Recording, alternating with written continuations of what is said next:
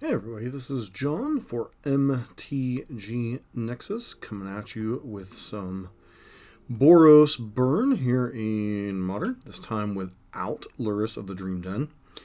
So, a couple reasons for this. The first one is to see what happens to Burn's position in the meta should Lurrus or Mishra's Bauble get banned. Beyond that, it's also here to test Leyline of Combustion, which is a card that I've frequently thought about testing, but I've never quite gotten around to actually testing in the format. Feels like this is a card that would be well positioned in a format that is very Jund, Burn, etc. heavy, and right now the meta is kind of Jund, Burn, etc. heavy. So that said, we're going to be trying this out. This is very similar list we were doing pre-Lurrus getting printed in the format. So not a whole lot fancy here. We are running 4 Searing Blaze. There are 2 copies of Searing Blood in the sideboard. 2 Skull Cracks in the main. We've cut 2 copies of Lightning Helix for it. Might be incorrect. It's possible you want some number of... Burn will not fall back into obscurity. It's risen to the top and it's settled back down in the mid card where it should be for right now, while people are overvaluing its position in the meta. Long story short, beyond that, you're running 4 copies of Eidolon, 4 copies of Goblin Guide, 4 copies of Swift Spear. Nothing too special. 4 Riftbolt, 4 Skewer the Critics. In the sideboard, 3 copies of Path to Exile. This is for big creatures, Tarmogoyfs, Death Shadows, Core Firewalkers. It also has the wonderful benefit of not enabling people to bring it back with Lurrus. 3 copies of Core Firewalker, because the Mirror and Prowess matchup are a thing. 2 copies of Skullcrack when you need to get more anti-life gain stuff. 2 copies of Smash to Smithereens, because Chalice of the Void, Stoneforge, Mystic Batterskull are still things, and there are some other random artifacts sometimes you gotta tag, like Wormcoil Engine, even though we haven't seen too much of Tron of late. 2 copies of Searing Blood for other small creature decks. Devoted Druid and Elves have been back on the rise a little bit, along with Burn.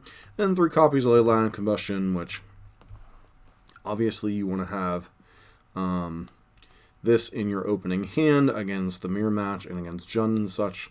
Anything that's basically trying to target you or target your creatures a bunch. So, you know, you want your opponent's Thoughtseize to cause them 4 damage, Inquisitions cause them 2 damage. This with an Eidolon in play means it costs 4 damage to kill the Eidolon, etc., etc. And it is nice that it is worded that whenever you or a permanent you control becomes the target of a spell or ability, Leyline of Combustion deals them 2 damage. So, unlike Eidolon, it's not a symmetrical effect. You aren't the one taking damage. So, it does have the downside of being 4 mana, so it does kind of require it to be in your opening hand. Unfortunately, the data you're quoting, Space Marine, which I'm guessing is from Goldfish, is a little bit outdated. I think Burn has actually started to tilt back down a little bit. While it's still reasonable in the format, I think people have started to over-prepare for it, and so therefore it's not as well positioned. Lurrus decks as a whole are falling because the Urion control decks are kind of taking their place in the meta. So, wish our opponent good luck. Ha! Ha! Ha! Ha! Really?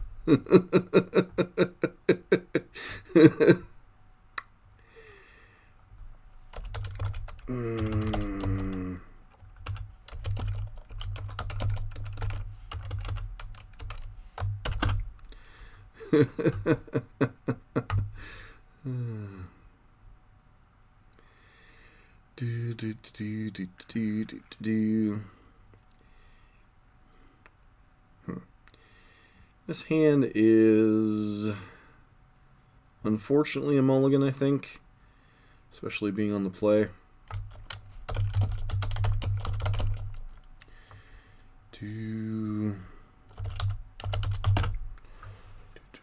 Unfortunately, it's the mulligan. This hand's a little bit better, not great. Probably put back Spike. Yeah, put back Spike because everything else can target creatures at least. So, Poseidon is a member of the Burn Discord, And his deck also features leyline and combustion in the sideboard. So we're going to have us a little bit of an interesting day. I believe this is the first time we've ever squared off. Or if we have, it's been a while. So, unfortunately, I have given our opponent a little bit of information that we're on burn as well. But, yeah,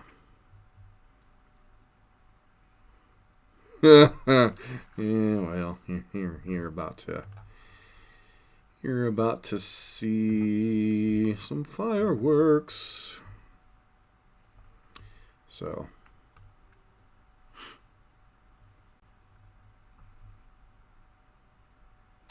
what's up, James? How are you?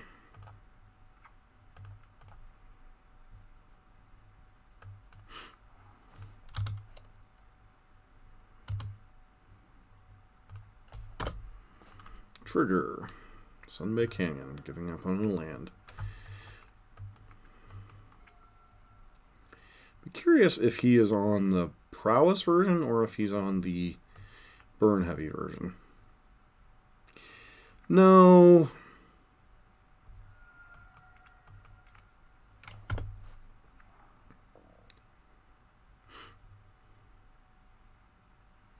Good burf.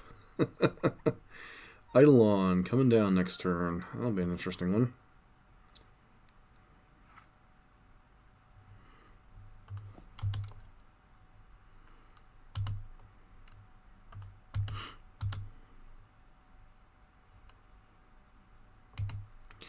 Boros Charm.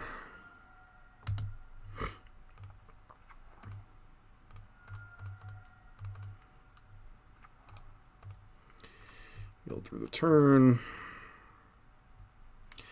I'm not a huge fan of Eidolon in the mirror match. I know a lot of people are, but this is the spot you generally want to play it when you're ahead.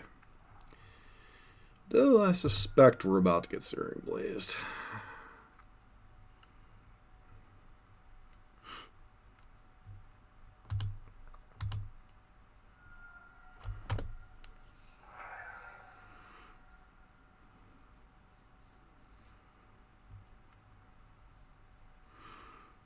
Skewer the critics.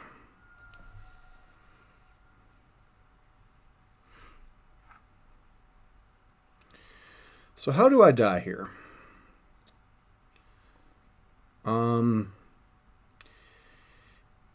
If Poseidon has bolt, bolt, bolt, we could die.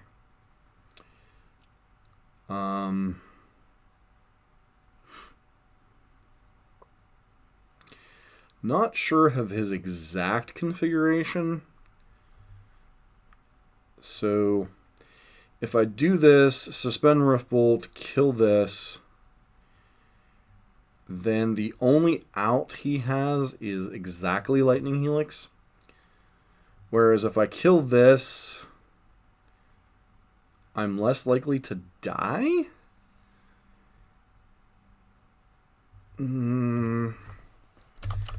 Haven't been burned more than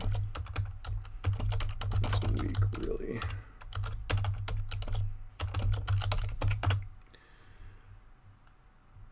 Yeah, no crit Lurrus. What's this crazy talk? So wait till after combat to do the thing. Get a little bit more information.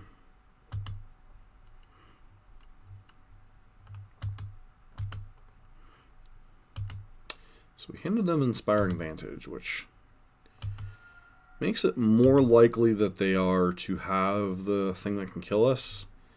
So I think we just take the opportunity and do the thing that doesn't kill us.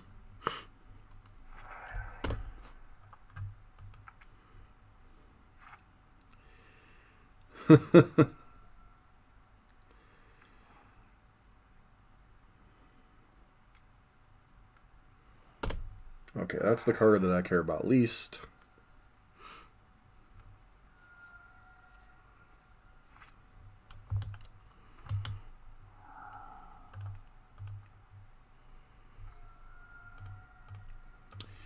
And then we draw a bolt just because.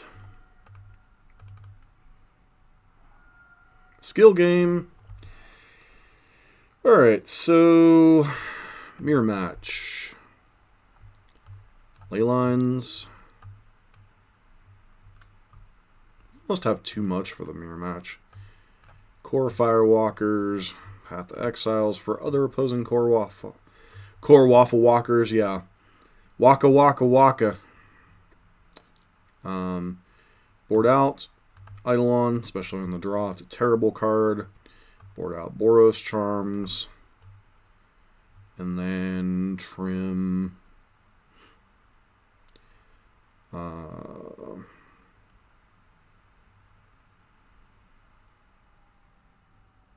Could trim Scrawl Cracks, but I don't think I want to trim those.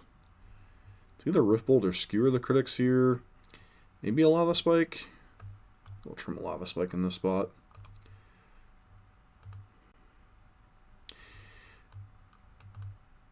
Not as much of late. Once every other league.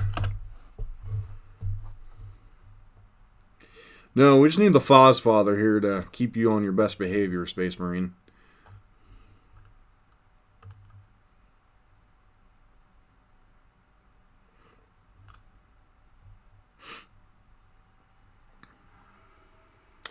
Well, noticeably, they're not showing their tech either.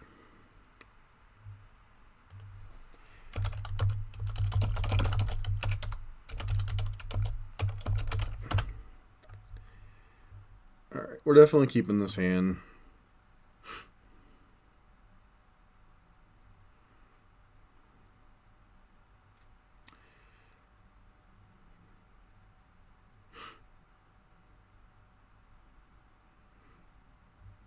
No, we're not Lurrus just to mess with people.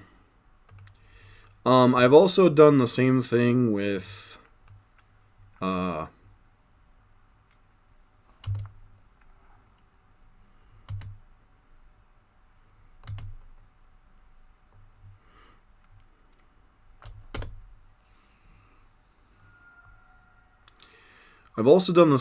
Jund, where I don't always that's a little rough. I'm going to have to take a ton of damage to cast that. But I still think it's correct, especially as low as they are on resources, to just bolt. Bolt the stupid. Yep.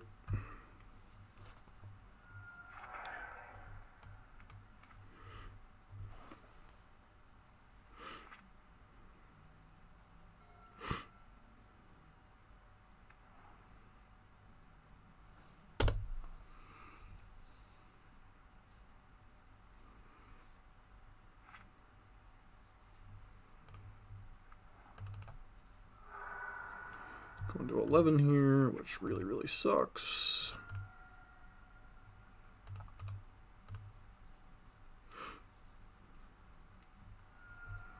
Probably puts us to 8.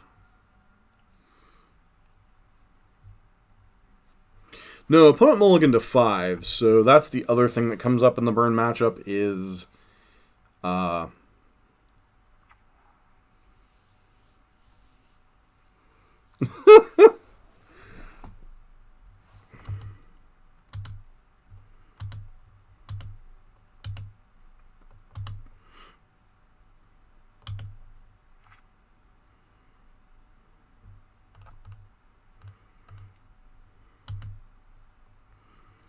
no, the matchup's already over.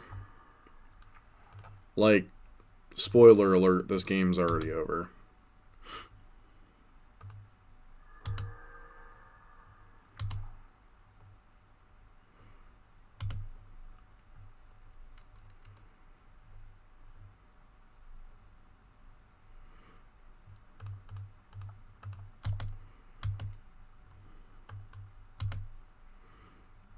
Certain Blaze on top is fine.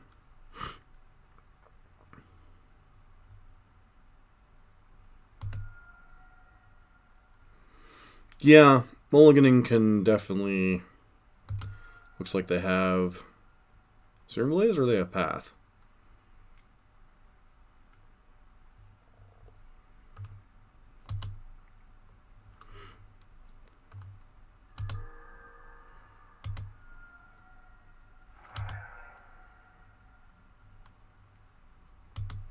Probably got to land off the deal, which isn't terrible for them.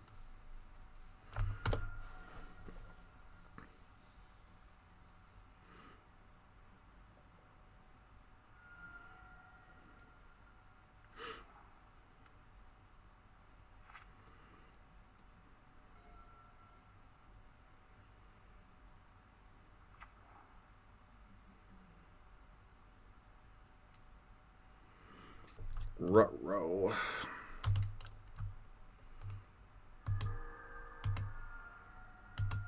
So effectively, that's like they have an idol. We both have Eidolon in play.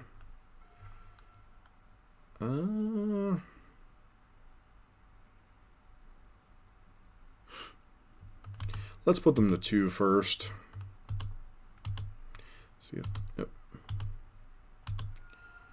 Failing Helix on top.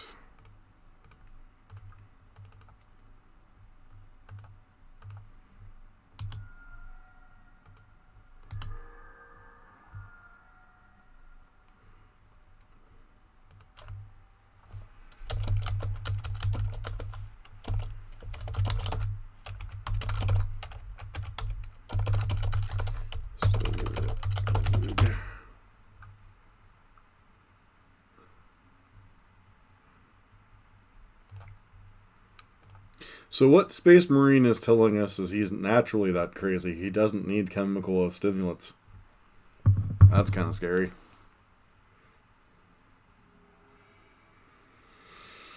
Wrong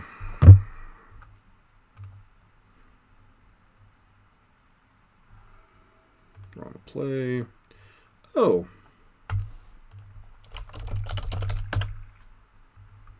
Gigantha, the Wellspring. So, he is notorious for blue-red decks. His hand is not particularly good in that matchup unless we rip exactly another land. So, I think this might be a mulligan.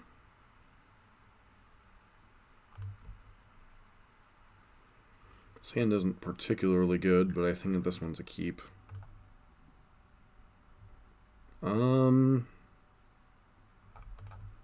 Back Sunbay Canyon for now.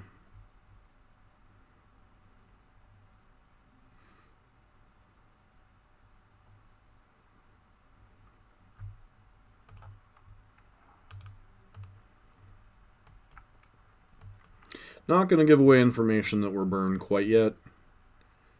We want him to be a little bit reckless with his life total on turn 1.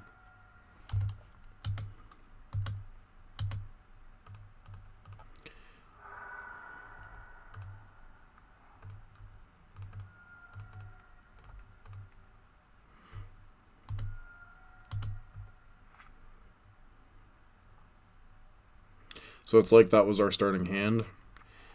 I think I'm supposed to... So he could have just shocked in to hold up Opt here, but he could also have Spell Snare and also have Lightning Bolt. I think I'm just supposed to jam, because it doesn't get any better for us going through the motions here. Apparently it was just shocking in Bolt. Yep. Okie dokie.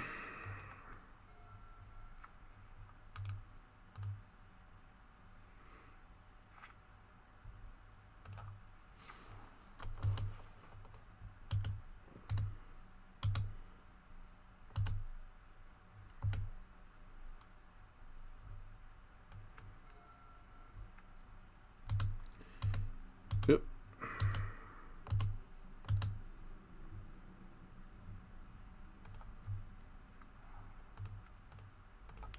Again, they don't get to use any other mana this turn, which is exactly where you want to leave the control deck.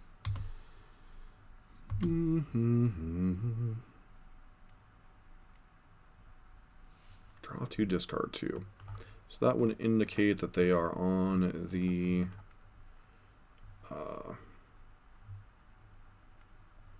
alright. Looks like they're on he's on Breach version now, which is actually much more difficult.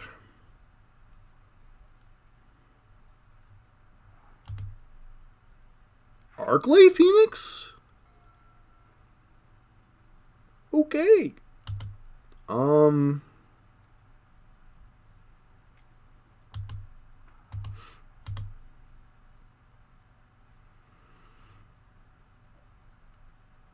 Interesting.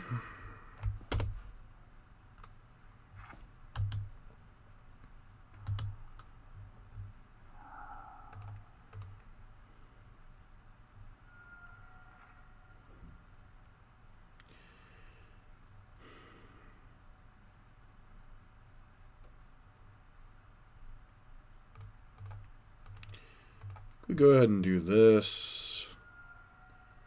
Might be possibly to correct a Helix here, but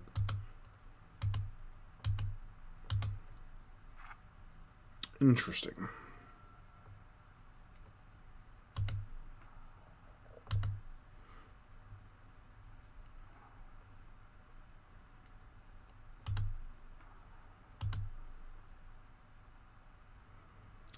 Looks like they're going for the flip.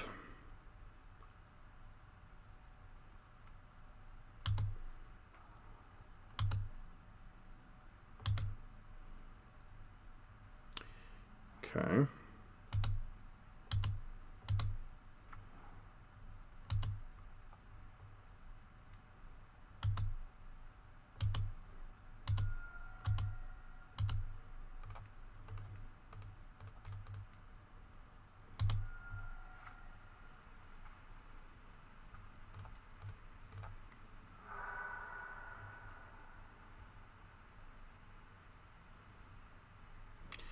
That's rough.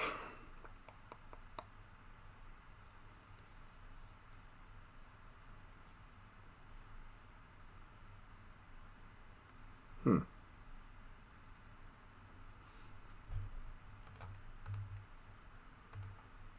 think we're dead here. It is fun to see an Arclight Phoenix build, though.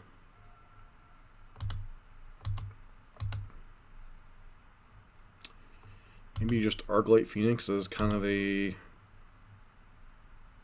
Yeah, we're dead. Like, I could have gone for Bolt here, and it was probably would have been the correct play, but I don't think we were winning the game anyway. So, mistake on my part there, not to try to bolt the Arclight Phoenix, but...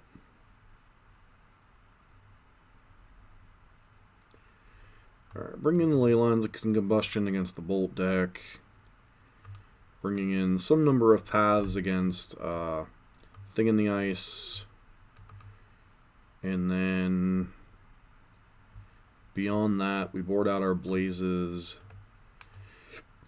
And what's the secondary cut?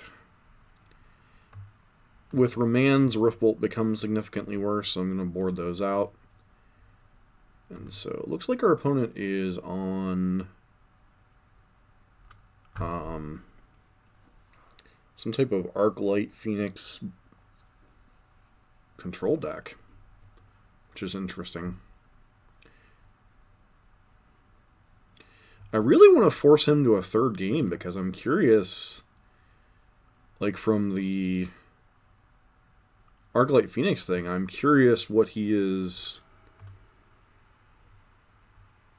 building around.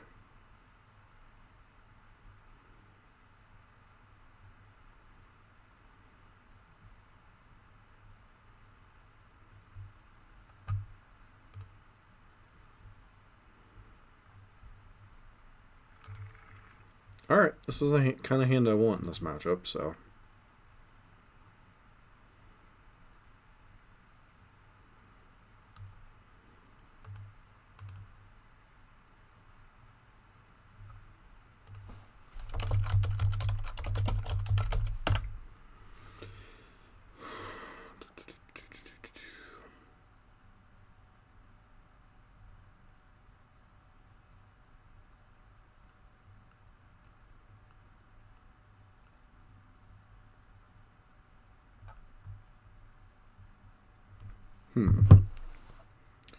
Curious. I haven't seen him tweeting anything out lately, so...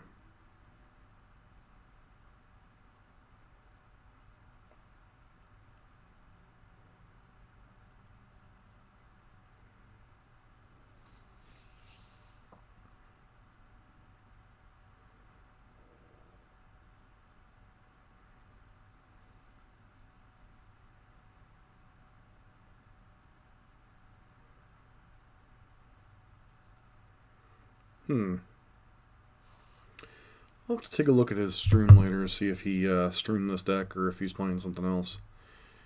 Alright, we're definitely keeping this hand.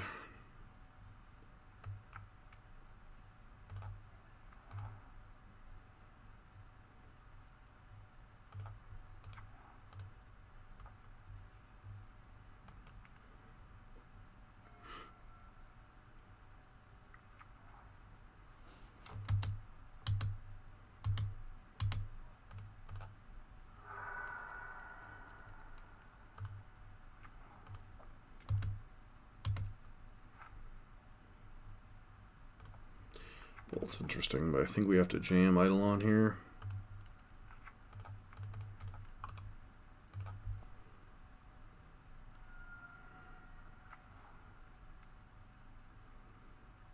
Alright, Eidolon's going to resolve. Nice.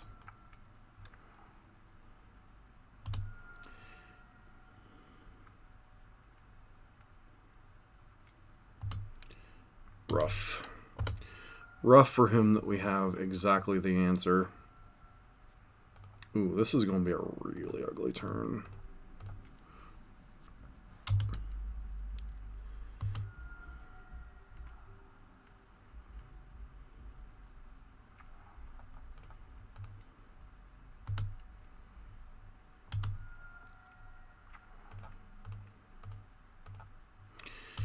Forced negation is going to cost him 2 life.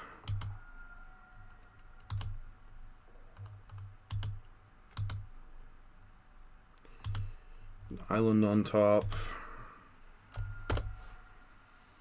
Even Cryptic Command bouncing leyline costs them 2 life. That's hilarious.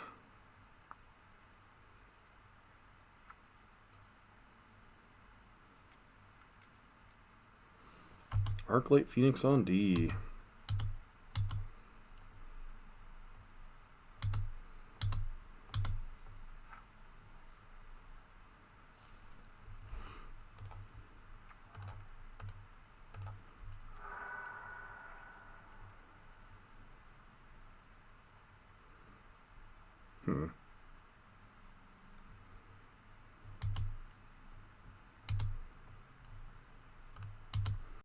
Attack with Guide here. This will force them to block anyway.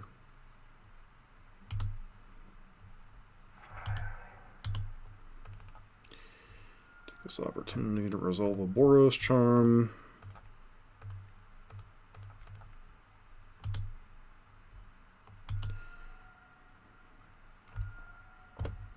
Pass turn.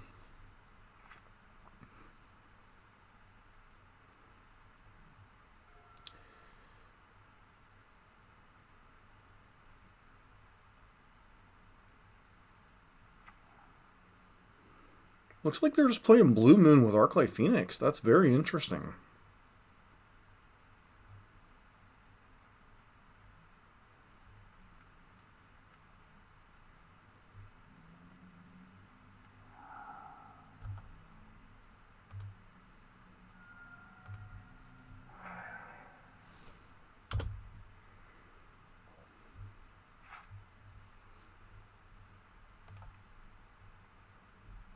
I guess this forces them to have force of negation.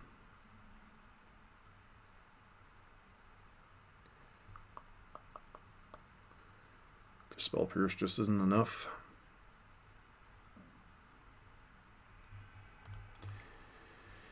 Alright, we forced a game 3, which is nice. Don't think I saw anything there that really makes me want to change how we're sideboarding. Like, he's been known in the past to have Blood Moon in his 7E5. I don't know if that's a card I can consciously play around right now, though. I think it's less likely with Mystic Sanctuary in the deck, so I'm just going to roll with what we got.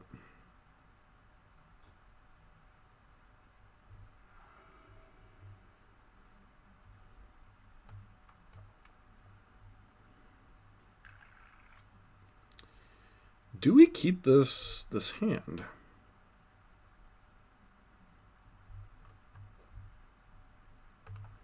Sure, we'll give it a roll.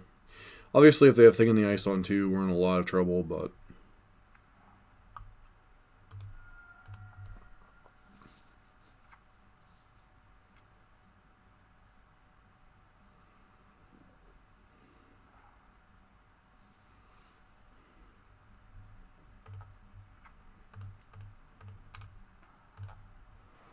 pass through the turn.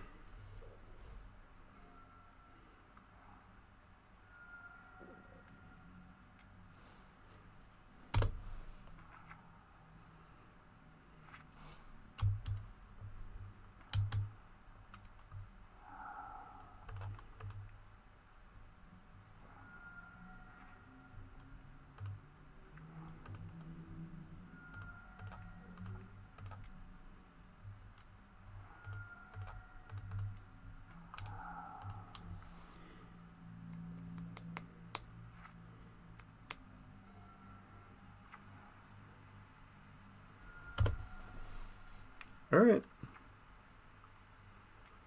Sure.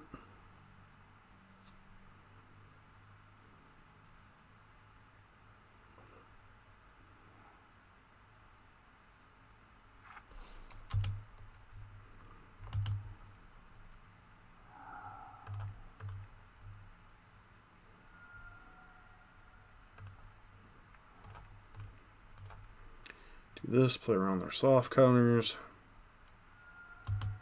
Pass turn.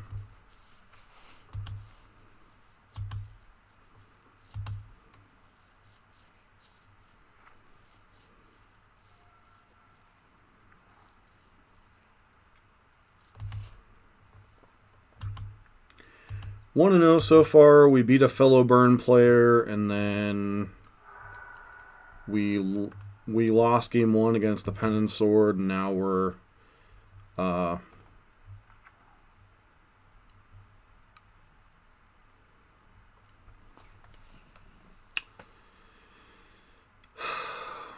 I think we just pass here.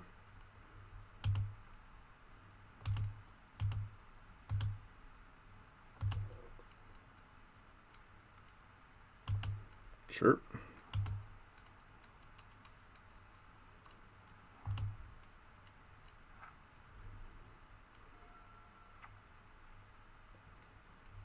Sure.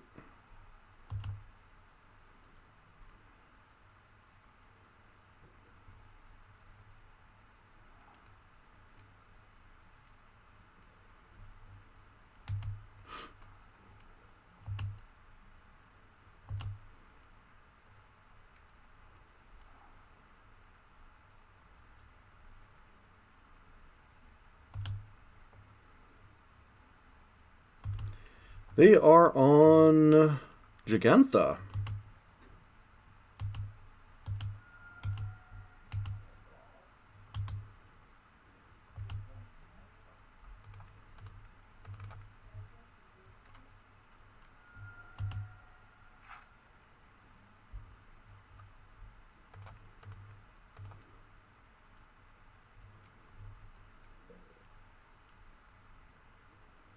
All right, and we got there. Nice.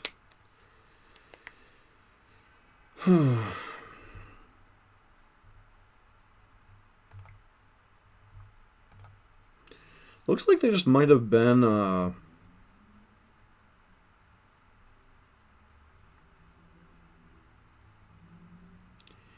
it just might have been blue-red control with Arclight Phoenix as a thing. Could be worth exploring.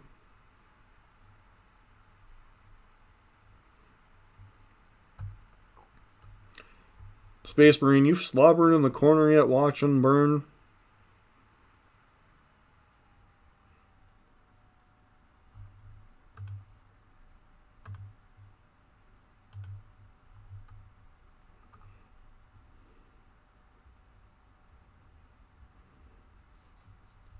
So I want to thank everybody for hanging out tonight. Once again, this will be the final stream of the week. We'll be picking back up on Monday with Urion Control. It will be taking elements from Space Marine's deck list, but I think I have a list roughly in mind of what I want to work on. So, for those of you that aren't aware, Urion is the 80-card deck companion. A couple of people have asked me to play Bant Snow and a few other things. I'm going to kind of lump it into one stream. And the reason why I'm waiting till Monday for it is because Monday is my next physical day off of my day job. So that will give me the most time to prepare for the 3-hour grind, which most of the control decks end up being. So, hey, perfect Hearthstone hand. Mulligan. Hand is okay. It's not like fantastic. I think we put back Sunbay Canyon, perhaps? 4, 7, 10, 13. Yeah, I think it's just Sunbay Canyon here.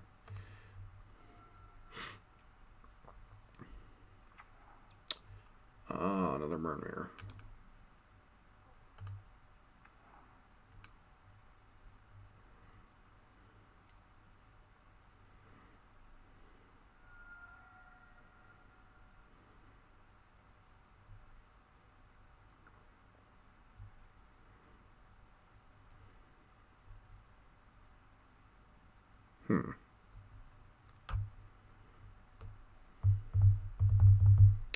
So there is a small consideration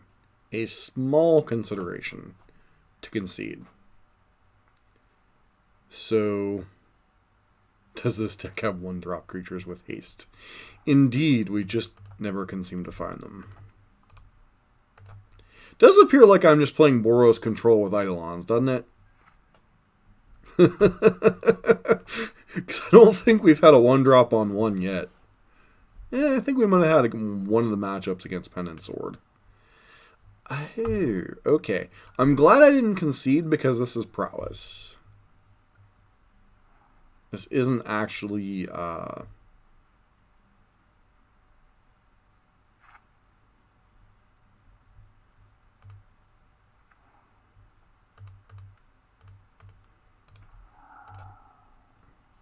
Actually, stop. Nope. Screwed up there. I should have cast Lava Spike.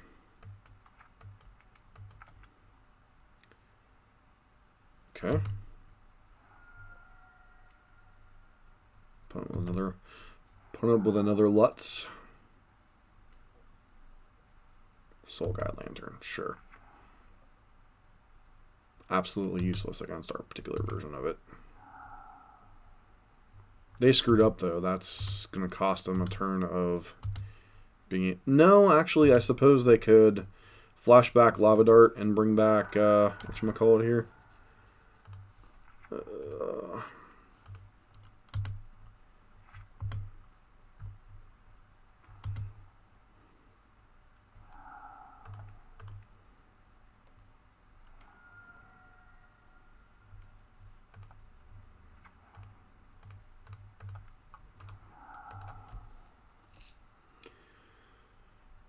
7, 10.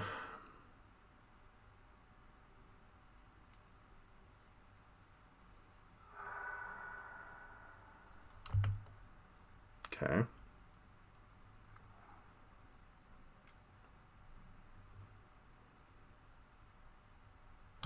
Sure.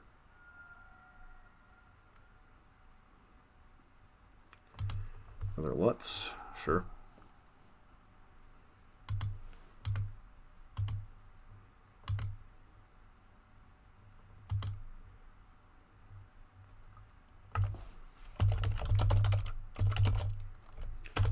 Loaded in mana. Sacked.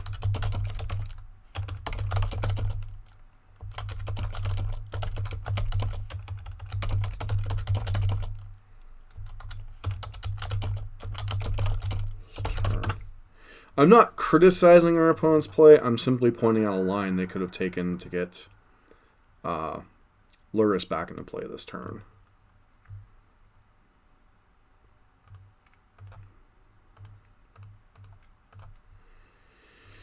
Boros Charm.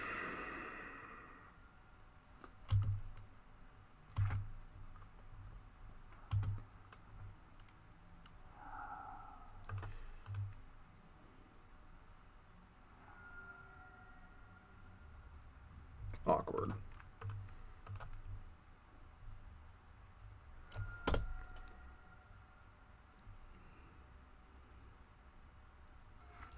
So now I have to take a gamble of, do I go after their creatures or do I just... Opponent's sequencing is terrible. Like, I suppose we could just be dead to all burn spells, but like their sequencing is terrible.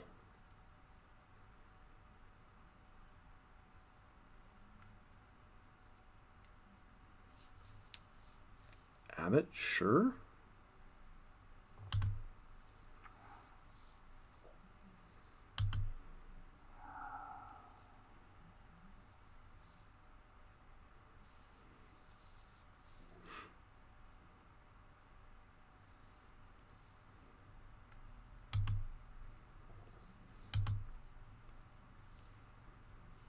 One card in hand.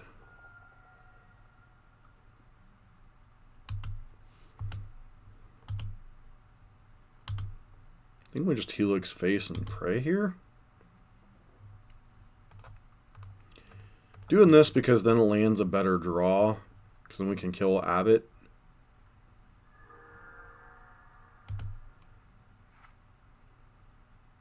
Yeah, see now, lands a far better draw here. So they have 2 darts in their graveyard. I think I'm willing to severely inhibit their ability to do things.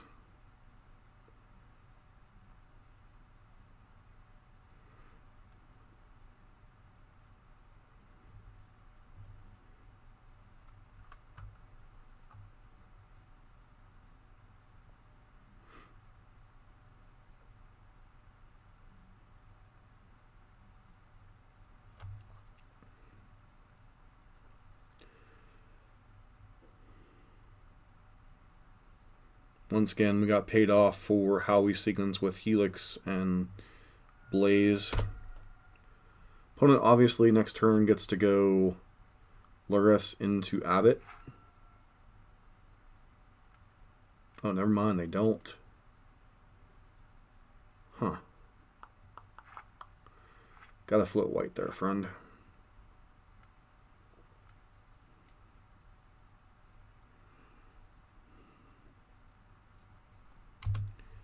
There's Lurrus.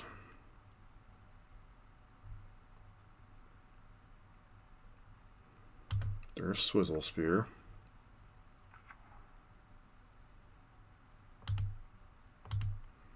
So I think because of the nature of what's going on, I think I have to... Well, let's see how much damage we take. We're taking... Yeah, 2. So 1, 2.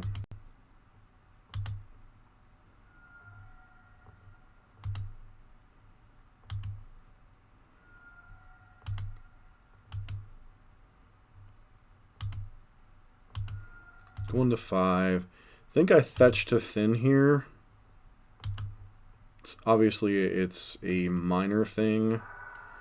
But we have to top deck a burn spell this turn, and this gives us the best chance. So, and we're gonna land.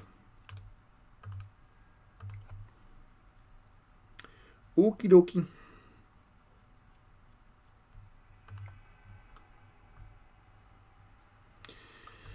So against Prowess, especially a Prowess deck that's probably packing effectively the same.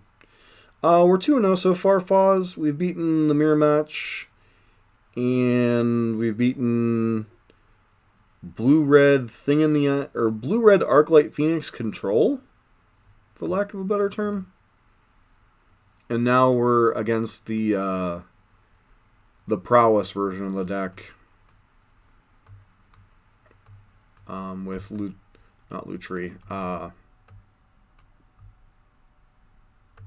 Lurrus.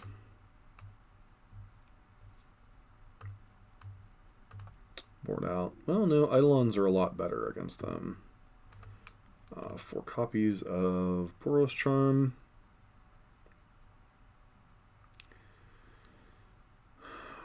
Could bring in Searing Blood. But blood isn't great in a lot of spots, so I'm kind of tempted to leave it out. So I think it might just be Cut Lava Spike here. Cut a Skull Crack. Because they're more likely to have Firewalkers with the white splash, so... I think it's too cute right now. I think if I'm going to run anti-Jund tech, I'm going to run Leyline of Combustion before I switch to the green build again. Seems pretty reasonable. One of Skullcrack obviously is a little bit awkward, but... I don't like blood against Prowess specifically. There's a lot of spots where it's just not good.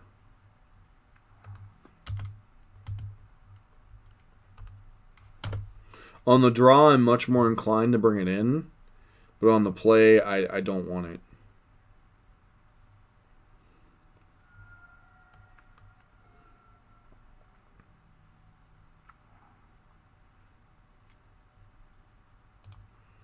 Seal of Fire is a little bit awkward.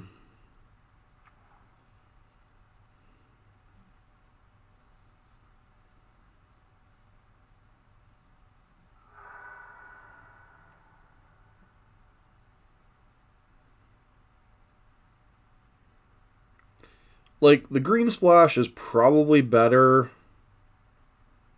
I only really like a Tarkus command now in either Gruul or regular Zoo. I don't like it in Burn that much right now.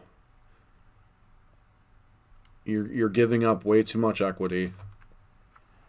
I think I'm just going to attack with Goblin Guide here. See if I can force them to use the Seal of Fire. And then play out Eidolon.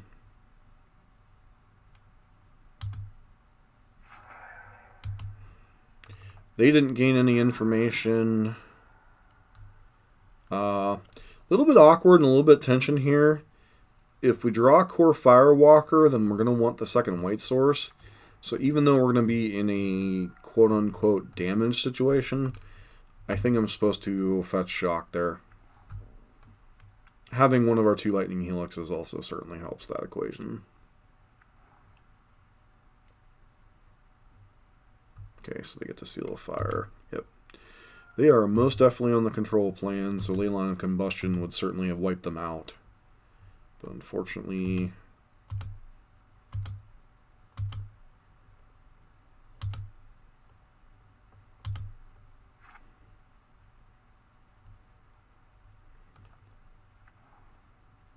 Once again, the Seal of Fire...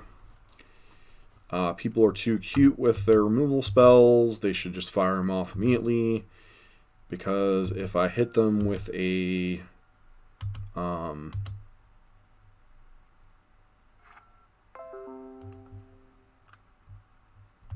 Lava Dart, sure.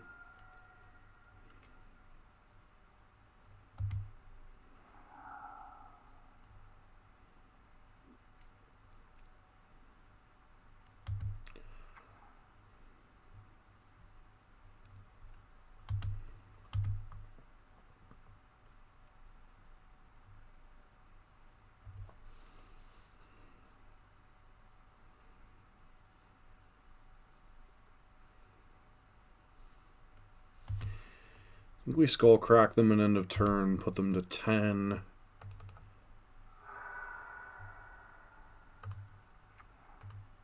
And then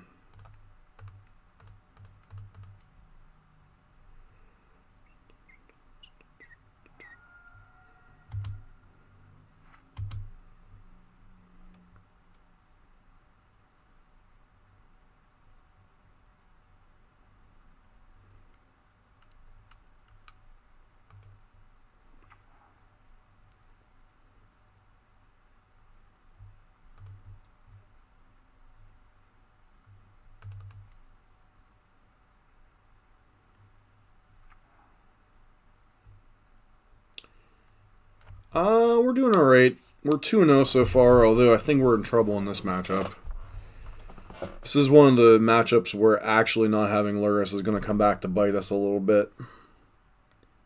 Historically, I never had much luck against Prowess, which is kind of entertaining. So, if I attack, they block. They have to sack a mountain to save their Swift Spear. I think I'm good with that.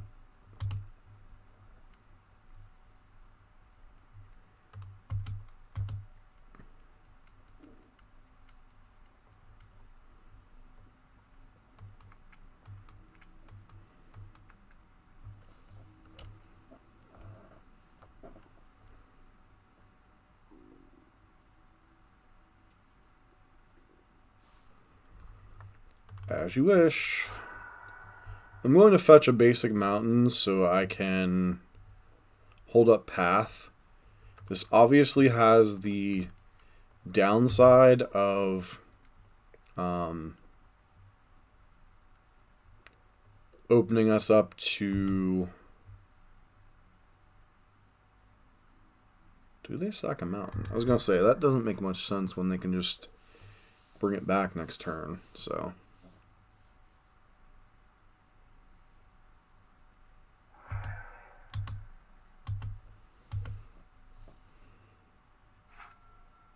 Presumably, if they have another land.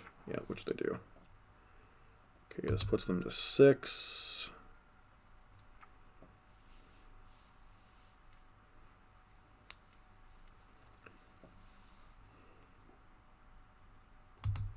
Yep. Seal of Fire, sure.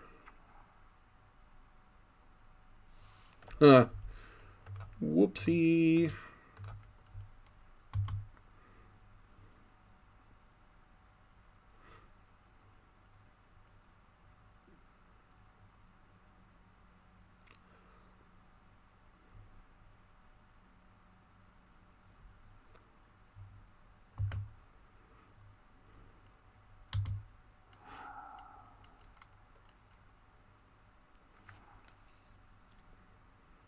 I guess they can flash back and kill it anyway.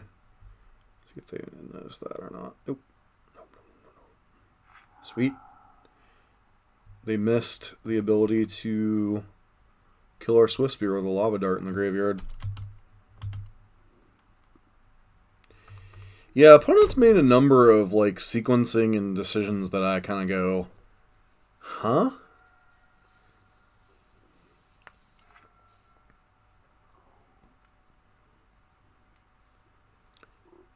Alright, there's a Core Firewalker. Been unfortunate. Now they get to unload their hand, they might still win anyway. Okie dokie.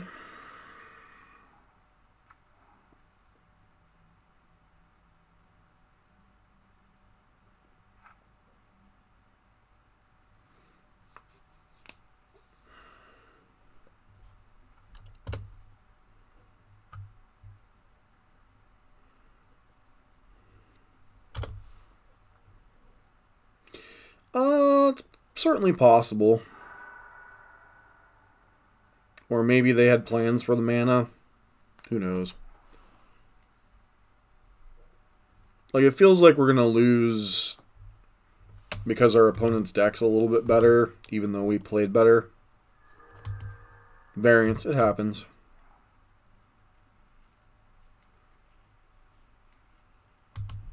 Yep. Now we're pretty well locked.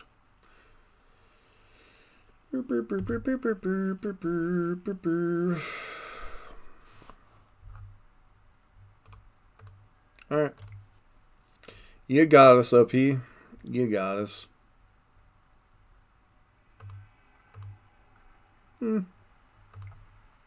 Guess that would have kept us in the game, but...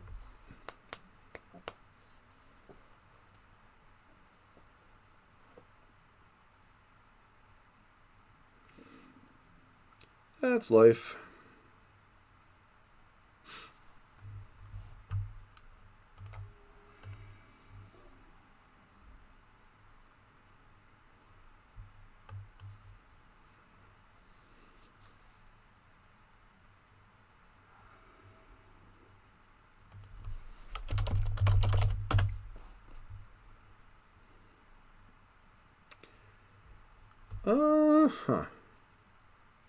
So on the draw, I'm much more inclined to keep this hand. So keep it we shall. I wonder if this is going to be... nope. Okay, some type of Hardened Scales deck, perhaps?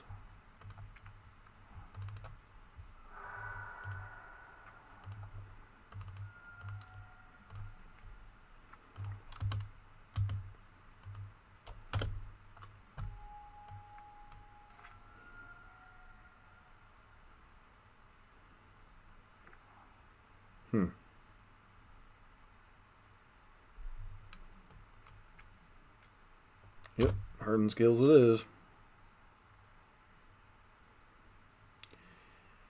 Hardened Scales has always been a traditionally difficult matchup for Burn.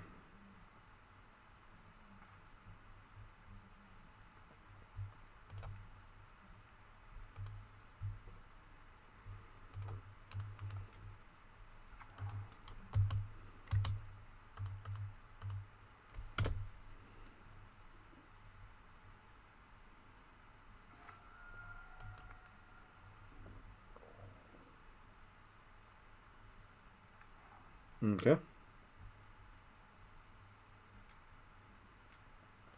Yep, Ravager makes things difficult.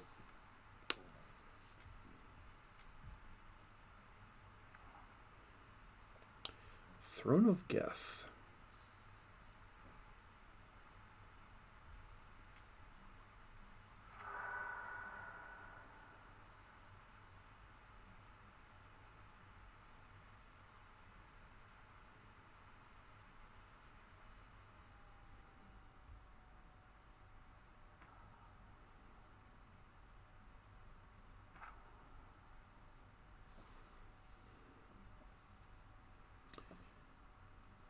Okay.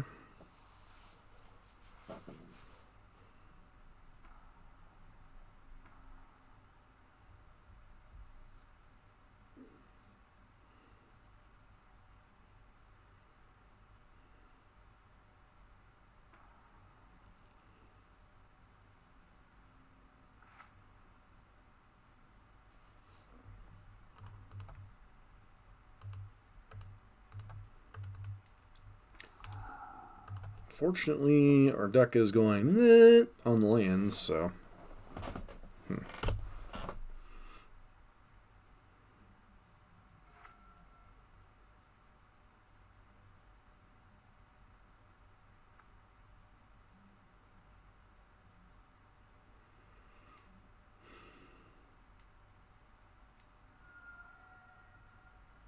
that's rough.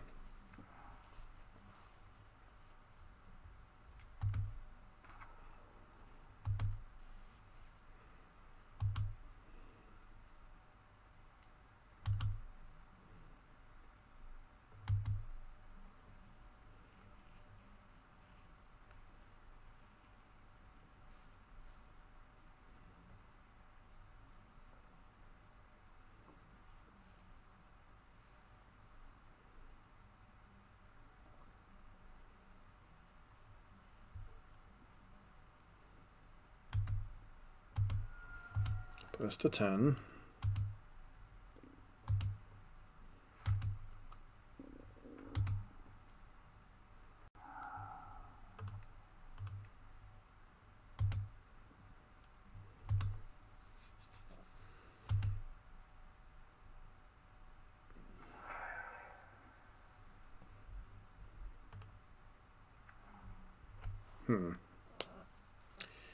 So...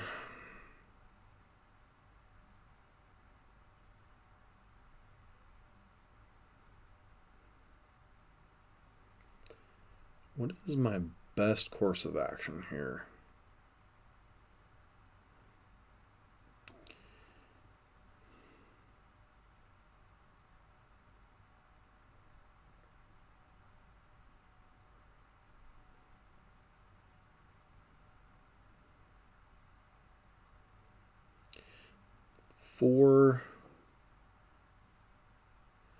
How do I survive long enough to make this burn count? 10. So I have 16 points of burn in hand. Can I live long enough to cash it all in?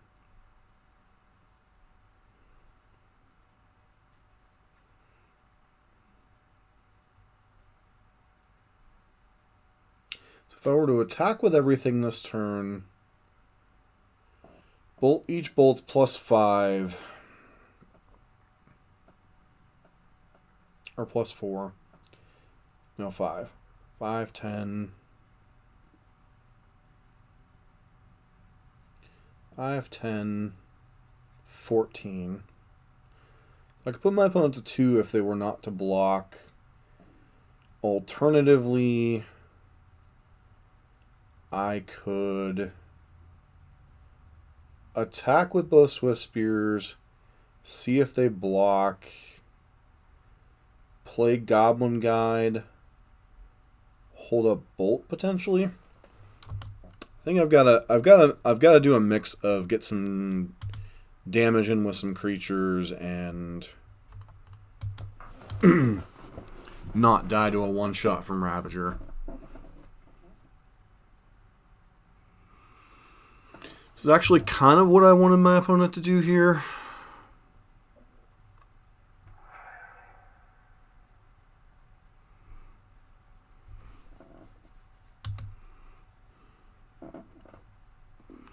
Now, obviously, this particular line leaves us dead to Path to Exile, but I think I'm okay with that.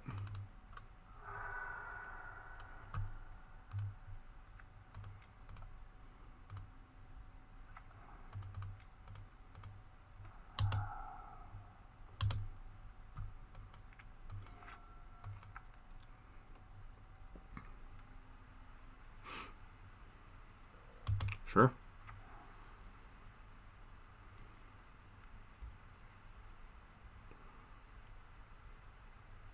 Here, Backwalker, that's fine.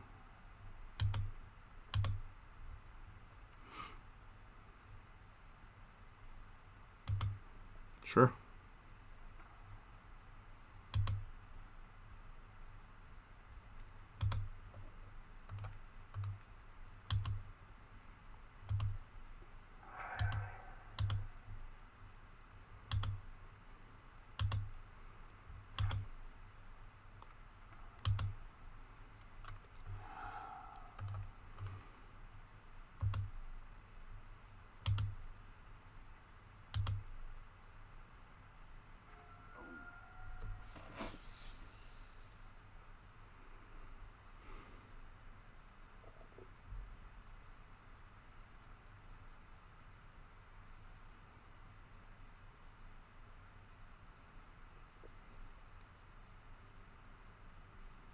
I think we're going to end up being 1 damage short, even in the best case scenario that they don't sack the Swinger Backwalker to the Ravager.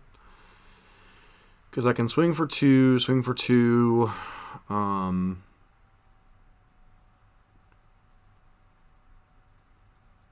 Charm would put them to 7. Bolt would put them to 8, and then 5. They would take 4, put them to 1.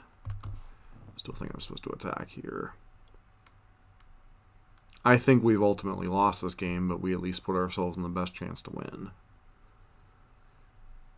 Lurrus definitely changed the rules of engagement a little bit.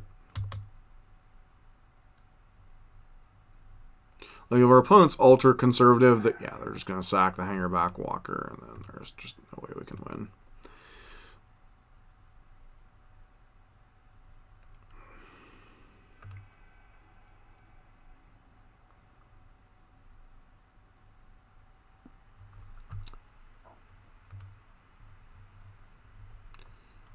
Alright, so...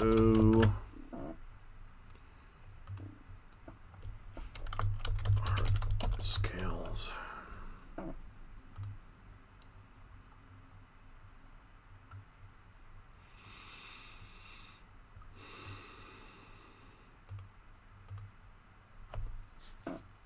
Stuff are they packing in the sideboard? Nature's Claims, pretty much. It's the only thing we need to play around out of the sideboard is Nature's Claims. So bring in all the paths.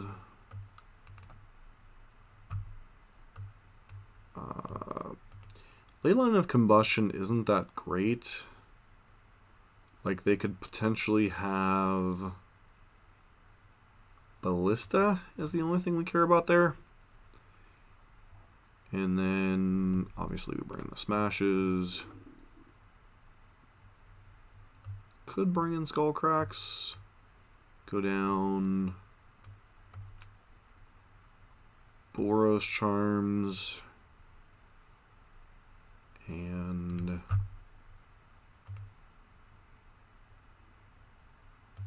probably want Eidolon on the play. So maybe I'm just supposed to go down with some number of Skull Cracks.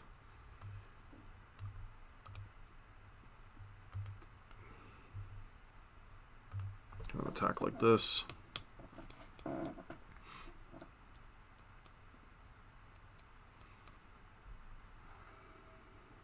I think Space Marine got bored or went to bed, hence why he's been so quiet for so long. Of course, then again, we are playing red cards, a concept very foreign to his controlling brain. This hand's pretty excellent. 1-drop into Path Plus Guide. Obviously, we could flood out with this hand very easily. But I think overall this hand is very good, very interesting, very good at what we're trying to do in this matchup. So, Walking Ballista, potentially annoying.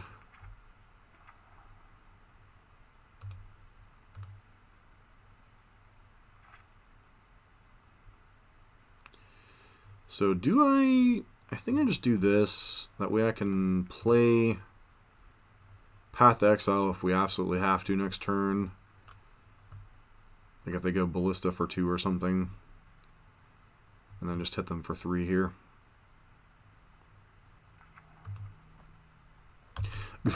The weird templating about grafting is like, do you want to put this +1/+1 counter on your opponent's creature? Ravager potentially coming down next turn. If we're lucky, they'll play the Ravager this turn.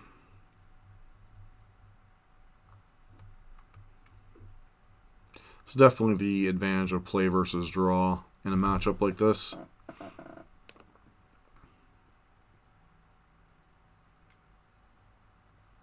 Hardened Scales.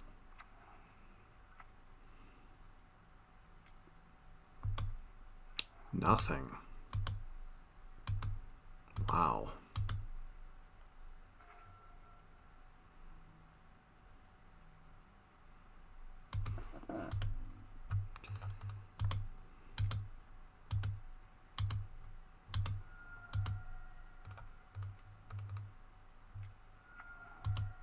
So I'm leaving this land in my hand, although it does inhibit my ability to play a path on their turn to blow up whatever they're doing.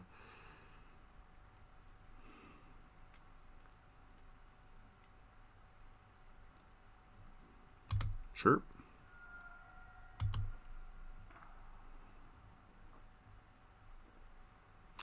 No. Hardened Scales never ran plating. Affinity ran a plating.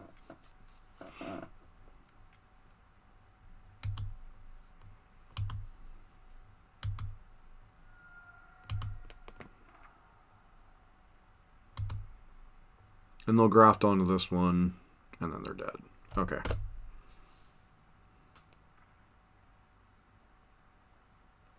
Right. Do this. 2, 4, 6, 8. It could be, but they don't run it. They don't run enough cannon fodder. So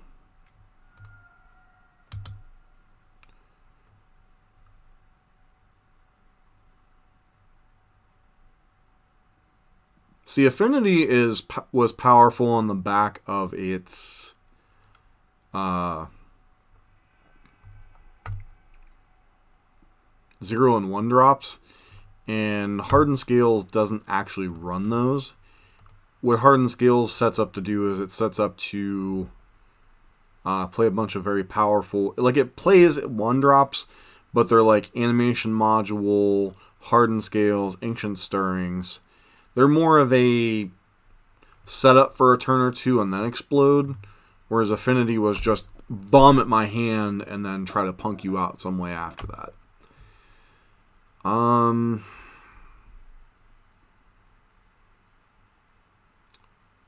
So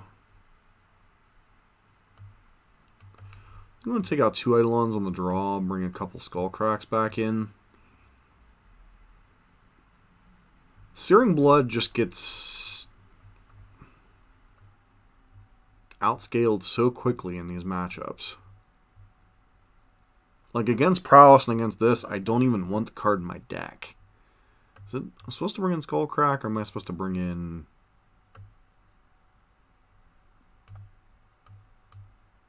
I might regret this maneuver later, but I think I'm going to bring the Boros Charms back in, just to have the out if my opponent's at 4 life for some reason to deal them the last points of damage. Because they are more of a don't take damage from their lands kind of deck, which means sometimes we end up with an odd amount of life total to kill them.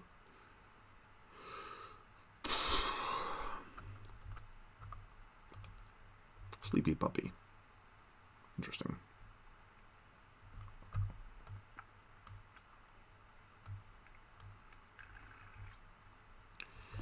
So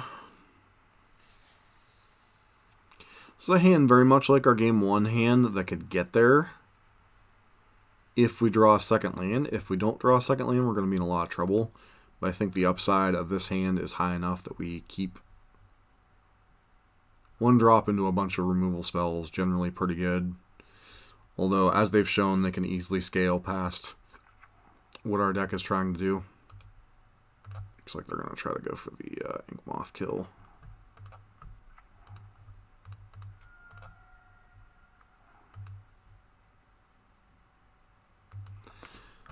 It's certainly possible.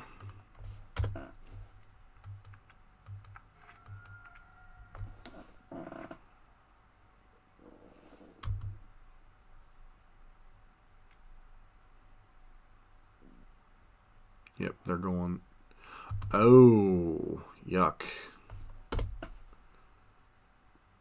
And then if they have Ravager, it really gets nasty.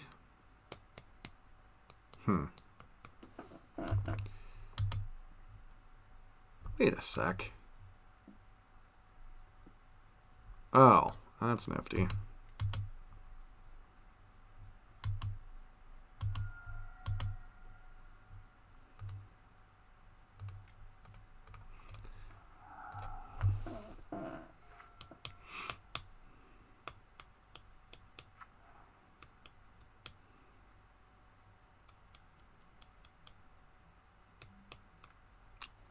Ancient Stirring. He's probably looking for Ravager is the card they most want to see here. Hang a back Waka. That's also a problematic card.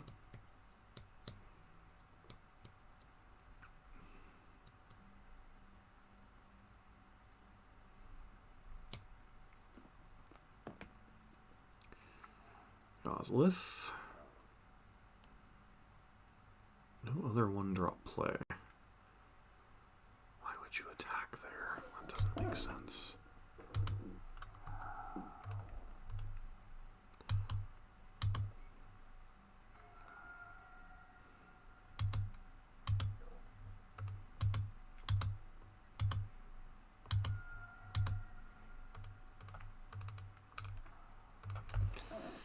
once again, going shields down. If they Ink Moth kill us, they Ink Moth kill us.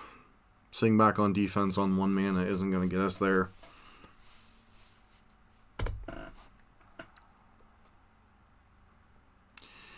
Animation module makes any type of... How's that?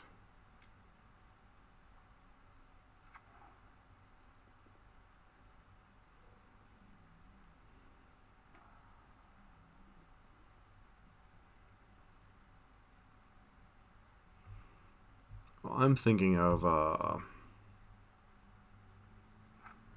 whatchamacallit.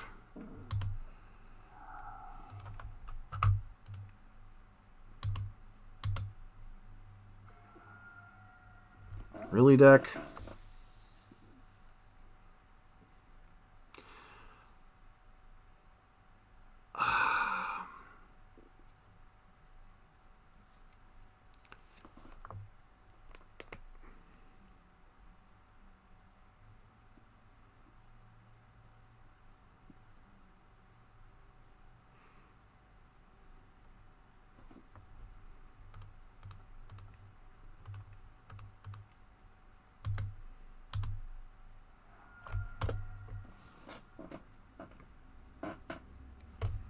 I think it's worth attacking here. I'll get to the Stony Silence point after this game. So, I haven't forgotten about it. It's just this game is quite close, and if we would have drawn a bloody second land, I think this game would have easily been over. But if our opponent hits Ravager at any point from here on out, we're dead. So...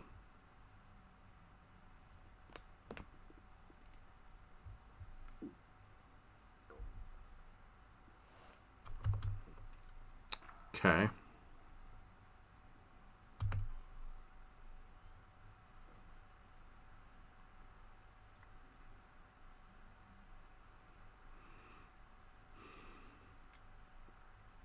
Sure.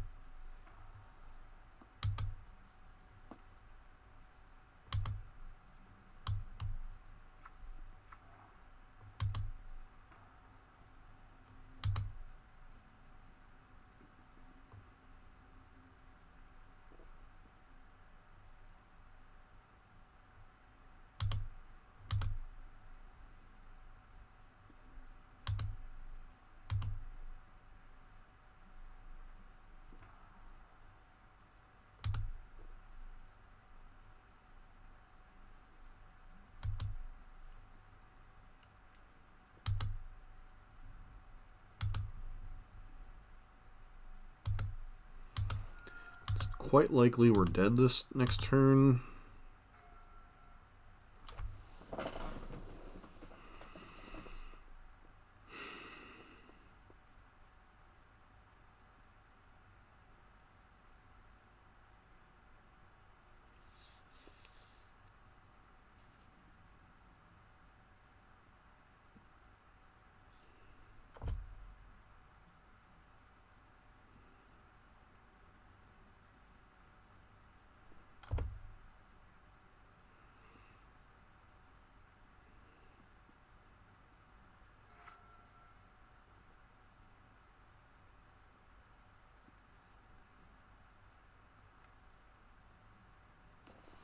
Sure.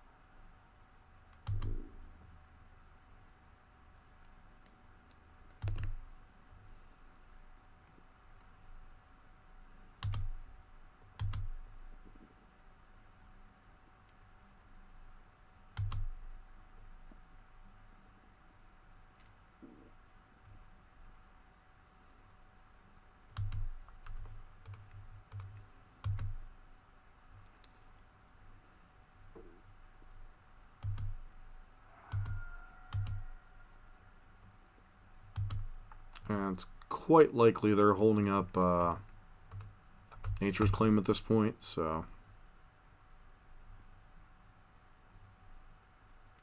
Yep.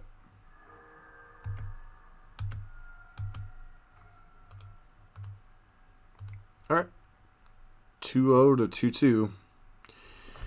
So...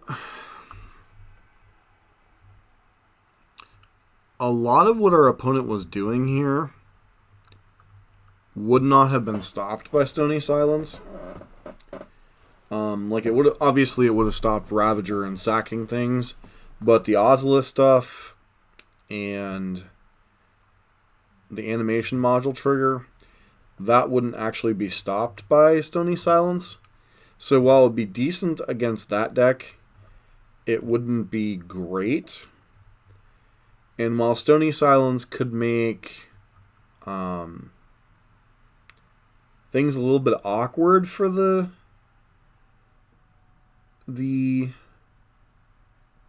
Urza deck, the problem with trying to attack the Urza deck on the basis of their artifacts is it might mess with their mana a little bit with Arkham's Astrolabe, and it would stop Gilded Goose's eggs from becoming 3 life. But it doesn't stop Urza's ability to tap the artifacts to produce mana, because the ability is actually Urza's, not the artifacts. And Uro is just a major being. So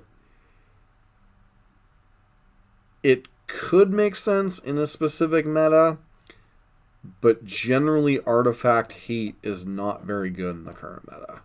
In terms of the hard one like Stony Silence.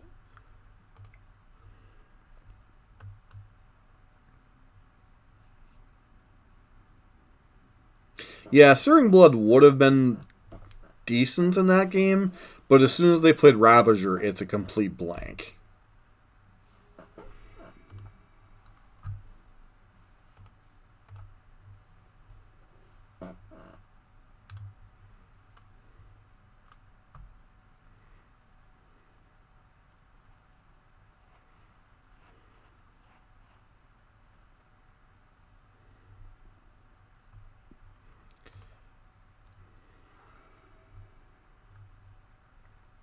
Alright, unfortunately we're going to be on the draw here for match number 5.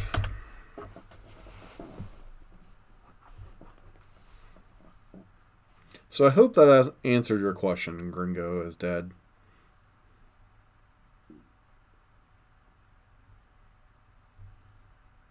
How's everybody else doing this evening? Obosh.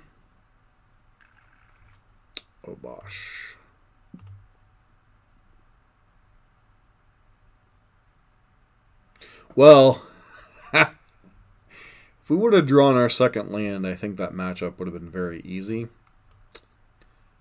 So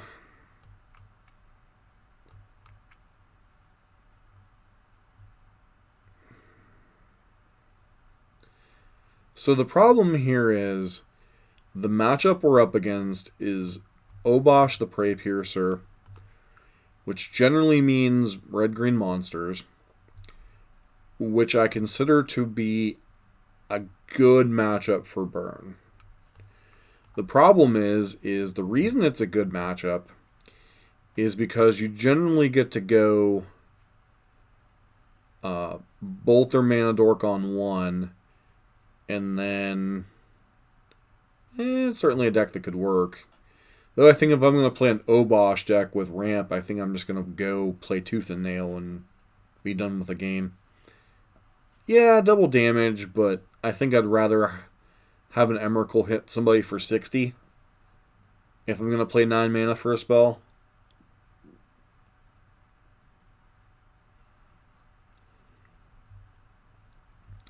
That said, I mean, we keep this hand, but if they have a 1-drop into 3-drop hand, we're probably not winning this game. But all that said, just to, you know, yeah. And we can always, like, top deck Bolt, so.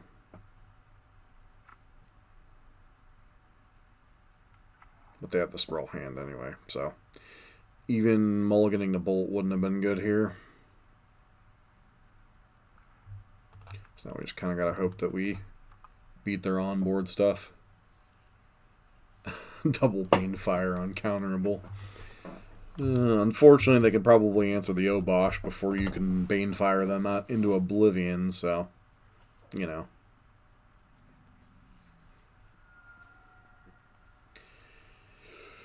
Alright, let's see what they got on to. If they've got Clothis, we could be in a lot of trouble.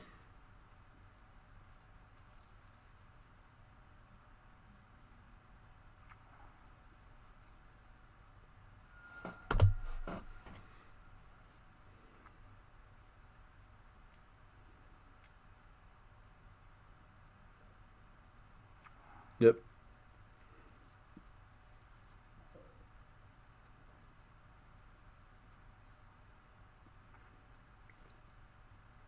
So we can do one of two things here. We can play Eidolon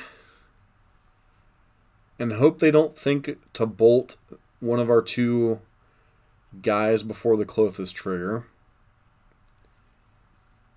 Or we can go Swift Spear plus Lava Spike and just try to close out this game as quickly as possible. So if I go Swift Spear, Lava Spike, we hit them for 7 down to 9.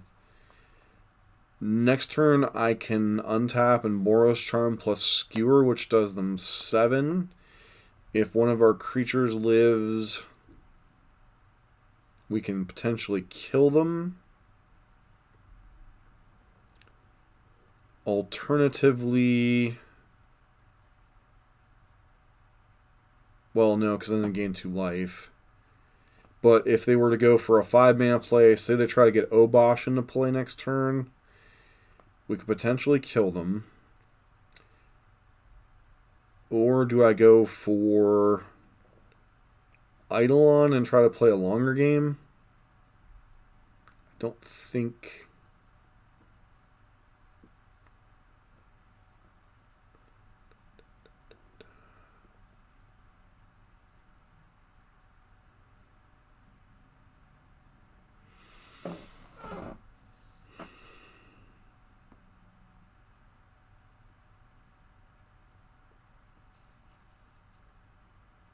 Can I kill them through them being in a virtual 18? 11. Boros Charm plus Skewer next turn. 5, 8, 9, 10, 11. 11 plus 7. Yeah, theoretically we could kill them next turn, depending on what they do. Now, keeping in mind, this line is much more fragile than just playing Eidolon Go.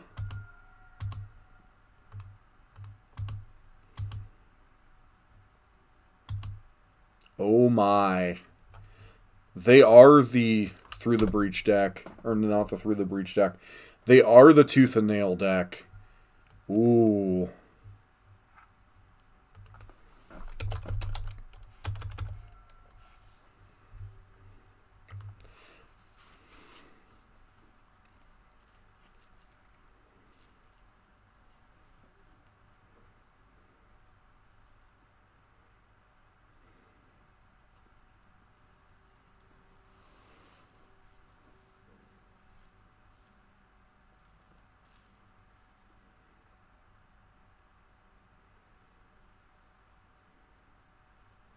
Okay, they're going to 11. That's fine. We can still kill them through 11 depending on what their play is here. Are they only just going to play Bolt? They're dead. They are dead. Are they dead? 4,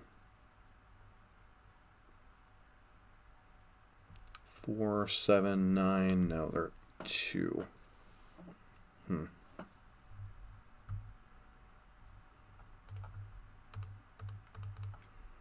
Let's make them make the decision first.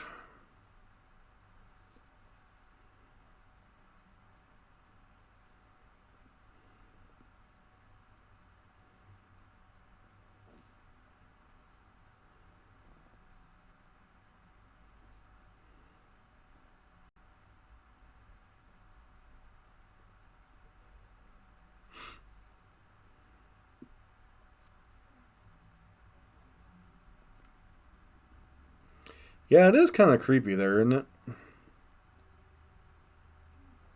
I guess I'm okay with Stomp here.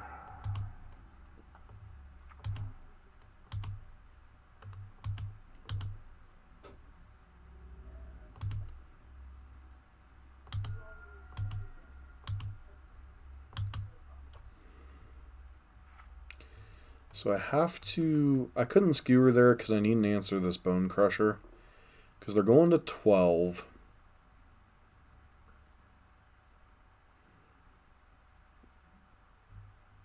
Eight.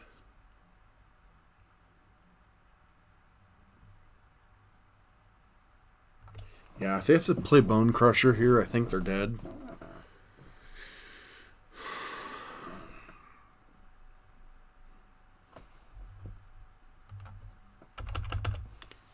Yeah, if we steal this game, I think we're in amazing shape in this matchup.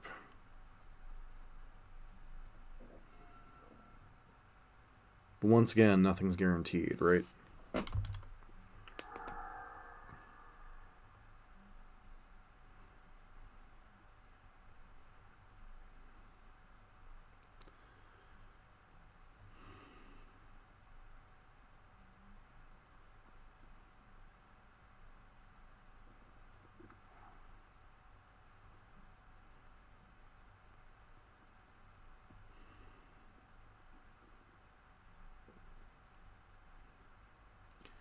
Gives them access to 4 mana.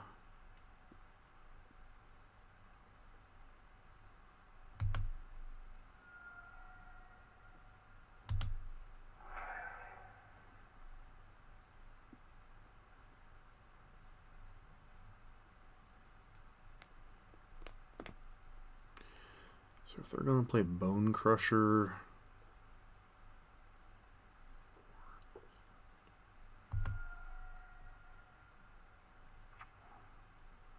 They are. Okay, so they're just dead. Looks like this is Kitchen Finks. Oh, they're just dead. Okay.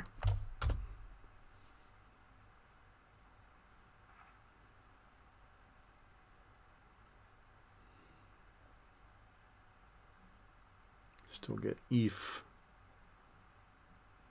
That's basically what the Obosh Gruul decks are, is basically Ponza. Or what became of Ponza, anyway.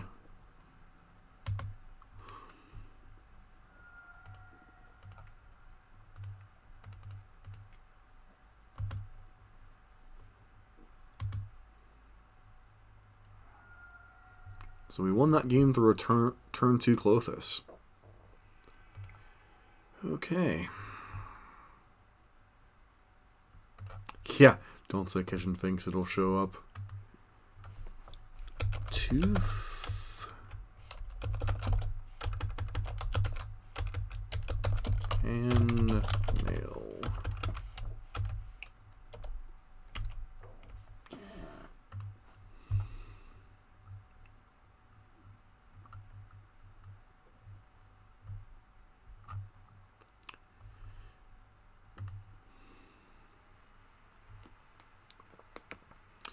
So I do believe we have played against this player before.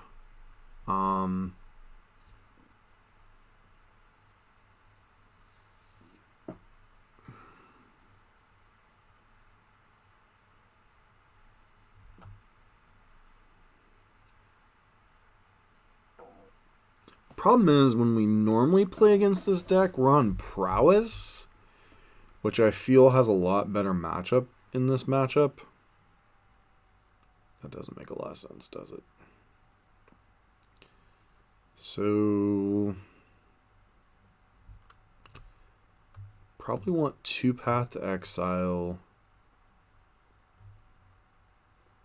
Searing Blood kills. The problem is, like, a lot of their deck is like Overgrowths and Utopia Sprawls.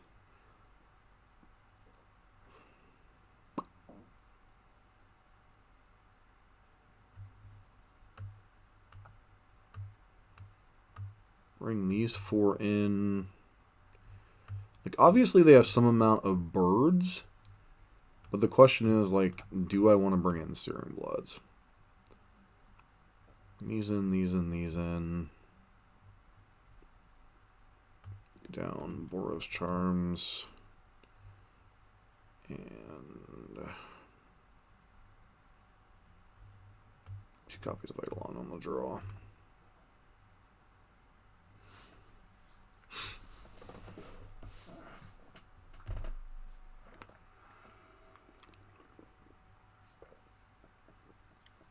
Once again, this is another one of those hands with, do I keep a 1-drop risky hand?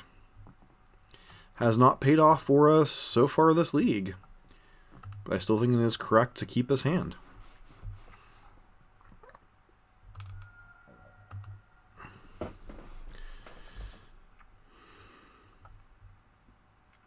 Yep, and the Sprawl draw. Which makes sense. They generally want to lean on Sprawl over the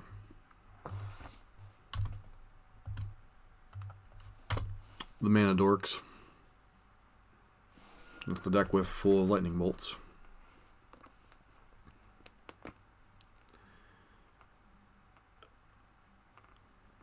I appreciate that. I'm just trying to Clothis Claws again. God bless America. I really have to stop naming cards.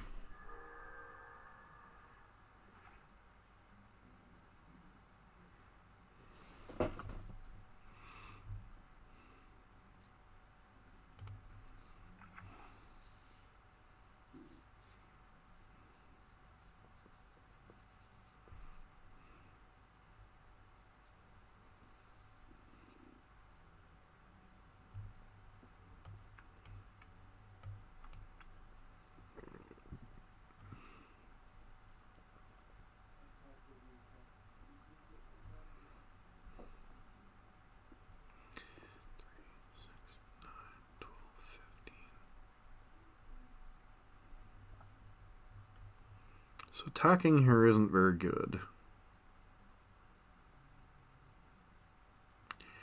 Am I willing to trade 6 damage to them gaining 4, going to 16?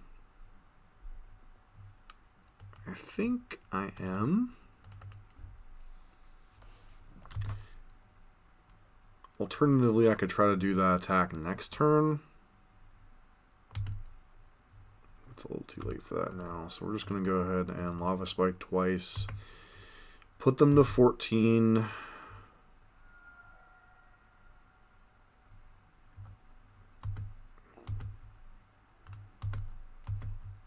Force them to chump block here.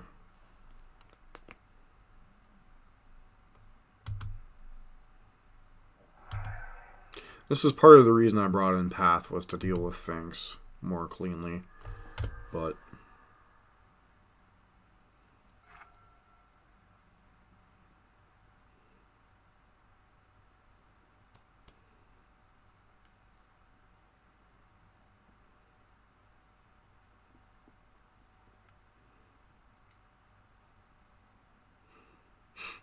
you have another one?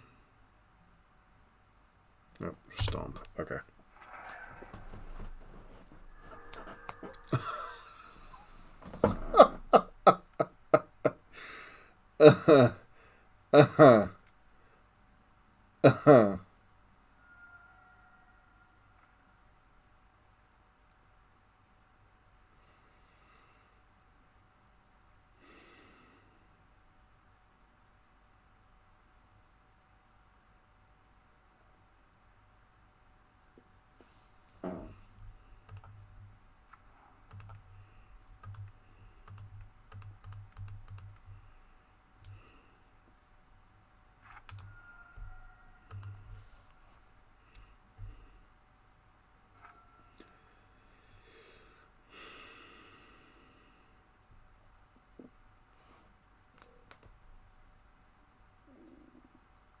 It's really hard to beat for 12 life gained.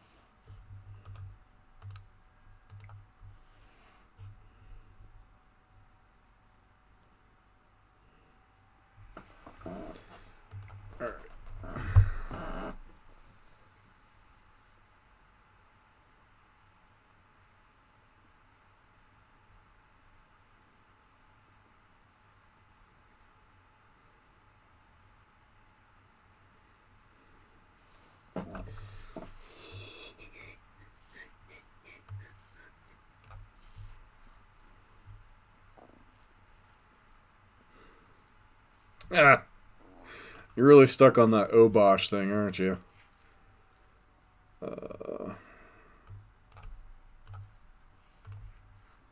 Alright. One game to decide it all. At least we'll be on the play. That's a positive.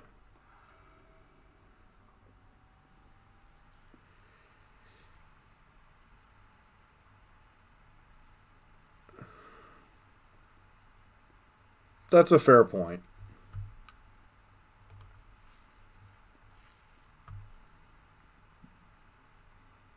I think the life gain had already done its damage by that point, though. Can't keep this hand, unfortunately. We're really going to go out whimpering on 5, aren't we?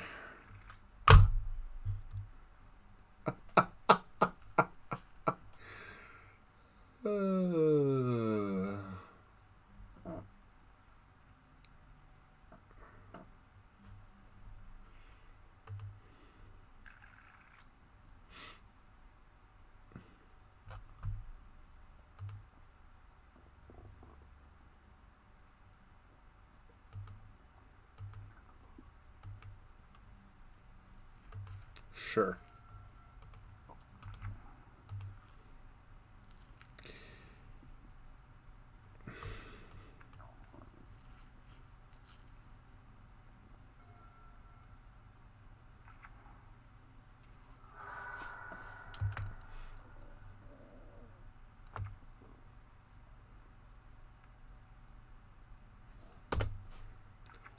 Come on, give us a land deck.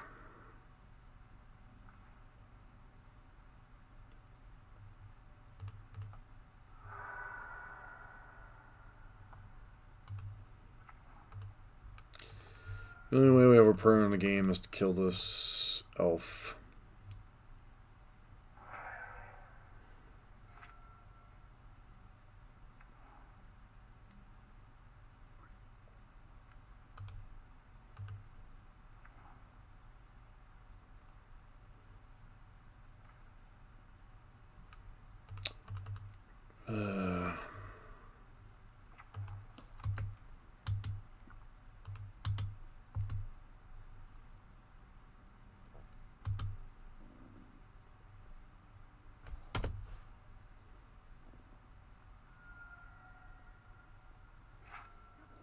Oh, they do run Molten Rains.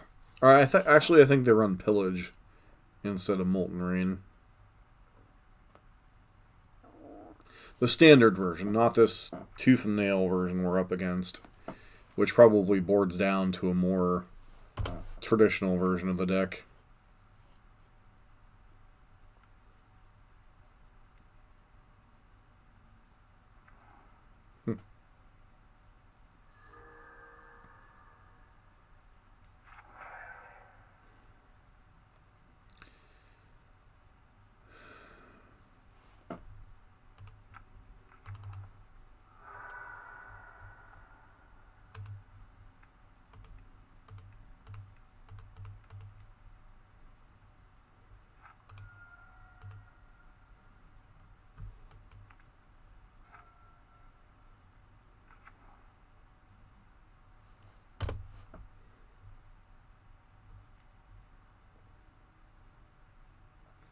Agreed. That's just kind of how this week's been, though.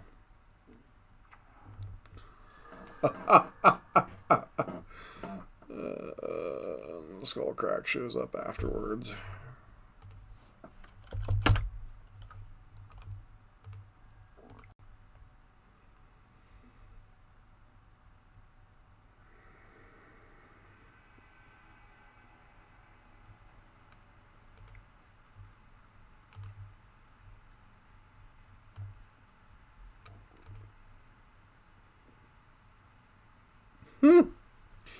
Yeah, it would be double Death Shadow damage if you wanted to go that far. So...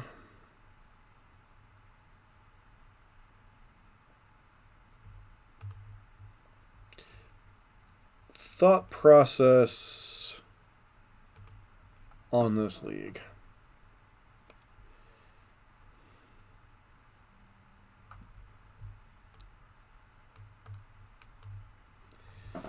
I think the takeaway here is a couple fold. I think the Lurrus bauble builds, unlike Jund versus or traditional Jund versus the Lurrus Jund, where there is some debate as to which build is better. I really don't think there's any debate that the Lurrus Jund or Lurrus Burn deck with Bauble is a better deck at consistently churning through its resources. I think the addition of Bauble and the additional Lurrus gives you a little bit more reach in some of these games. And it just eliminates some of the clunk. Like, I love traditional Burn, don't get me wrong, and if Lurrus gets banned or Bauble gets banned, I will go back to playing more and more traditional Burn. But the reality is, this glut right here of 2-drop and sometimes even 3-drop spells, if these don't meet their conditions, can be tough on the mana. You know, the Prowess decks really shine because they get so many 1-mana spells. And, you know, so, I mean, obviously variance happens. We missed a lot of land drops, you know, even on hands that were pretty reasonable. But the takeaway is definitely the Lurrus Bauble decks have more velocity. They see more cards. They're less likely to miss their land drops. And they have more things to do with their mana. Ban Lurrus, not Bauble. I'm not getting into the banning debate right now. I'm just talking about from a purely strategic point right now. Lurrus with Bauble Burn is better than traditional Burn. Leyline of Combustions were fine. There were several matchups where they were good. Against Poseidon in the mirror match, they were good. Against Prowess, if we would have seen them in Game 3, they would have been good. I think the rest of the sideboard's fine. I don't really think you need a hard graveyard answer right now. Like, for some reason, even Sodek has decided that Dredge is unplayable right now. So, excuse me. I really think it just comes down to Burn with no Lurrus is incorrect.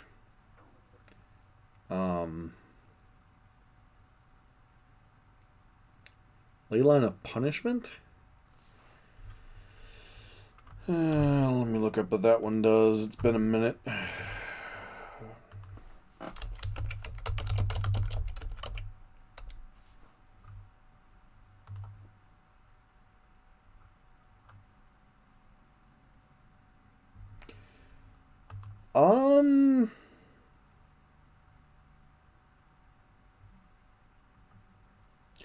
I think I'd sooner go back to splashing for Atarka's Command or run Rakdos with Reign of Gore before I'd run that. I don't think the variance of that particular card is justified by the loss of a card. I think Leyline of Combustion in the matchups that it's great in is a high enough upside that that will win you games. And I think Leyline of Punishment's just too high variance for what it offers. And I honestly would rather play a card like Reign of Gore or more copies of Skullcrack and Flames of the Bloodhand, or heck, even bust out the Raptors before I would play that card. Like, that card's probably like my 4th or 5th anti-life gain card I'd play. So, Obosh to Shadow. Well, at least you're thinking big.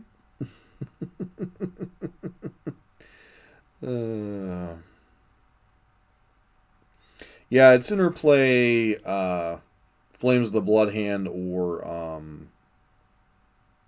what was the name of the card? was banned for a little while in Standard for no reason whatsoever. Not Marauding Raptors. Too much mana for Obosh and Shadow builds. Most likely. He's just been going through different ideas in his head. He was talking about an Obosh Tron deck with Banefire in it earlier. Just throwing stupid ideas out the window. But,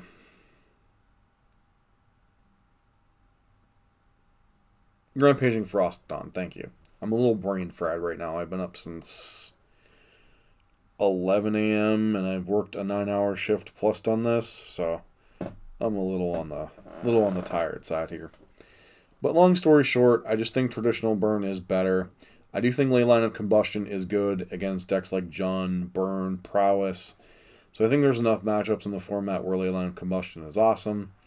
I think as fortunate as we were with our draws in match number 1 and number 2, I think variance caught up with us in matches 3, 4, and 5. And I think game number 2 against Obosh, every decision line I made got punished by what happened. So, sometimes you make decisions and then you die by those decisions. So, anywho, want to thank everybody for hanging out tonight. We've had, I think, 15 or so viewers at one point. We're still sitting at 12. So, thank you guys. These streams have been really successful once I moved them back to the YouTube channel.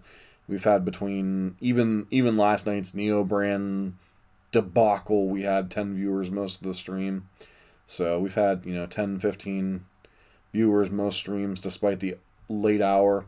Just want to thank you guys for making these streams a success, and it's a lot more fun when you guys are in here just kind of, even being off the wall like a Doyle tonight. These streams are a lot more fun as opposed to just like streaming by myself pretty much on Twitch, or occasionally Space Marine showing up. So, thanks, Gringo. I hope you have a good evening.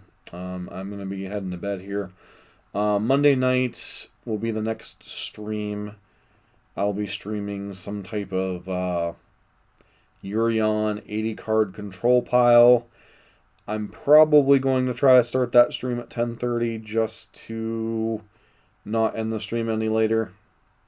So that'll be the next stream on the channel. There might be another video going up this weekend, but there won't be any more streams. I think with the beating that I've taken this week, I'm just going to take a day or two away from MTGO. I might do some work over on the Arena channel, but I'm not going to be doing anything more with competitive for real money MTGO until Monday. So between that and working the next couple days to, well, not even too much brain teasing, War Dog. And where have you been this whole time? Just drinking yourself into oblivion there?